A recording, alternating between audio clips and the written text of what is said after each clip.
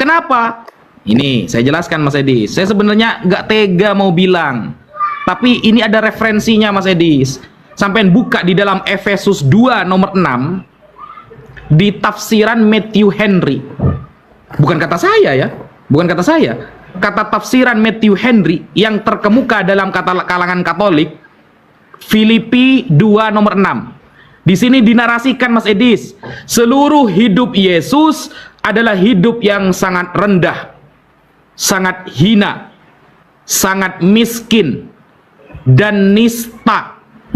Ia hidup dari sedekah. Bayangkan, Yesus hidupnya dari sedekah, dari donasi Mas Edis. Masa kita 2024 harus menuhankan Yesus? Bukan kata saya, kata Matthew Henry. Nabi Muhammad dah gitu. Kita kalau susah, innama ashku bathi wa huzni ilallah. Kata Nabi Yakub dalam surah Yusuf, saya kalau susah, saya kalau sudah bersedih hati, maka saya bergantung kepada Allah. Saya curhat kepada Allah. Wa a'lamu minallahi ma la ta'lamun. Dan aku tahu tentang apa yang Allah berikan pengetahuan kepadaku dan kalian tidak tahu. Begitu keren kita itu. Tidak kemudian hina, nista, dan lain sebagainya. Gitu loh. Sehingga ketika kemudian Nabi Muhammad memasrahkan kekhalifahan kepada Sayyiduna Abu Bakrin Siddiq, kepada Sayyiduna Umar bin Al-Khattab, lalu banyak kemudian biaya yang sangat besar dikeluarkan oleh para sahabat. Ada yang membeli apa namanya itu kuda, ada yang bagian membeli baju perang.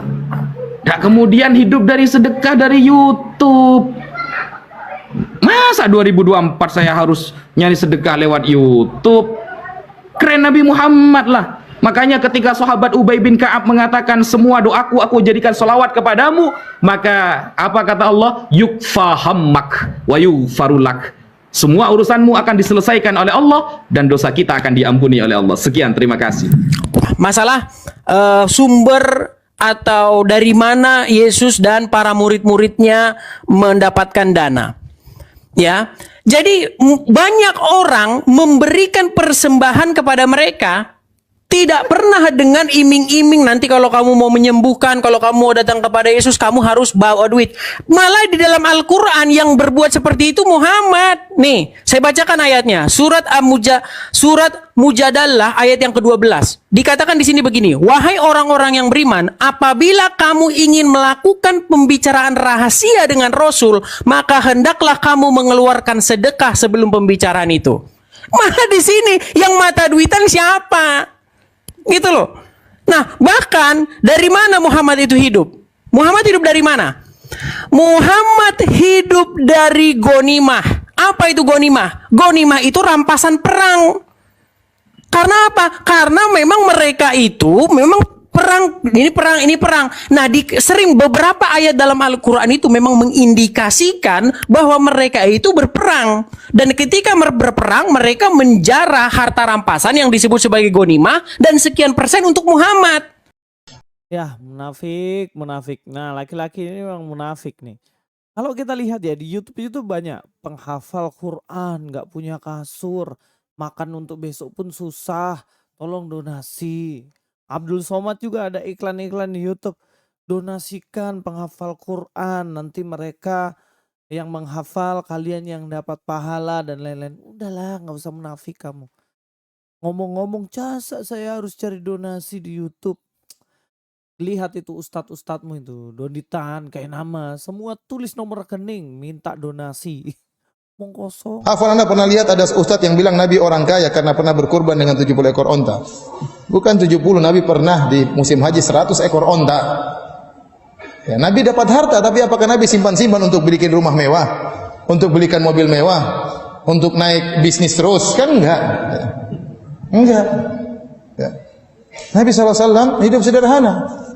Nabi SAW, Nabi yang suruh kita tadi kalau mampu beli baju mewah tinggalkan, Allah akan gantikan dengan baju keimanan pada hari kiamat. Apakah dia kemudian hidup mewah?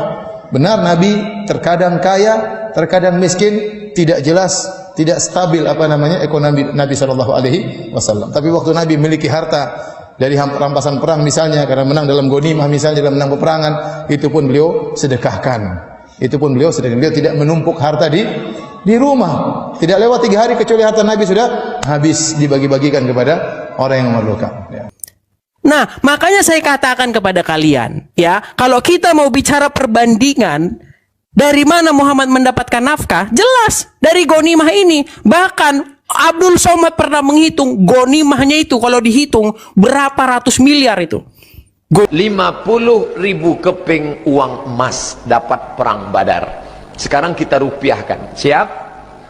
Satu kepingnya 4,25 gram emas murni 24 karat, lebih kurang sekarang 2 juta. 2 juta kali 50.000 keping. Buka Samsung. 2 juta kali 50.000 keping sama dengan 100 miliar. Jatah Nabi Muhammad berapa? Kita baca Quran. Wa'lamu annama ghanimtum min syai'in. Ketahuilah berapa dapat jatah Nabi Muhammad dari harta rampasan perang. Fa inna lillahi khumusahu walir rasul. Rasul dapat khumus khamsah 5, khumus 1/5. Soal, jika perang Badar memperoleh 50.000 keping kali 2 juta, berapakah dapat jatah Nabi 1/5? Berapakah Nabi peroleh pada perang Badar? Jadi jangan mengatakan yang bukan. Yesus tidak pernah mengangkat pedang memerangi orang-orang. Serahkan harta rampasanmu kepada. Beda jauh Pak Ustadz. Beda jauh. Sejak dulu Allah menantang Mas Edis. Ya. Fa'tu bi suratim mim mithlih. Datangkan satu surat saja semisal Al-Quran. Wadu'u syuhada'akum. Panggil penolong kalian min dunillah. Selain Allah. In kuntum sadiqin. Kalau kalian merasa benar, buatlah semisal Al-Quran satu surah saja. Apa ada orang Kristen yang hebat dalam bahasa Arab di Arab bisa membuat Al-Quran? Sampai 2024 tidak bisa, saudara. Makanya Al-Quran adalah mukjizat terbesar yang Allah berikan kepada Nabi Muhammad. Dan Al-Quran tidak akan pernah bisa ditiru oleh siapapun. Dan itu sudah klaim dari Allah Subhanahu Wa Taala. Kan seperti itu. Closing dari saya. Ya, jadi saya tanggapi satu-satu ya masalah tujuan hidup ya. Sekarang begini Ustadz. Tujuan hidup kalian itu sebenarnya agama yang kalian yakini Ustadz Najak dan Rifa itu sebenarnya money oriented. Dari mana kita bisa tahu itu? Ya, coba baca surat At-Taubah ayat 29. Perangilah orang-orang yang tidak beriman kepada Allah dan seterusnya sampai apa di situ? Sampai mereka masuk Islam. Bukan sampai masuk Islam. Sampai mereka membayar jizyah. Tujuannya apa kalau gitu? Tujuan akhirnya kalau bukan duit.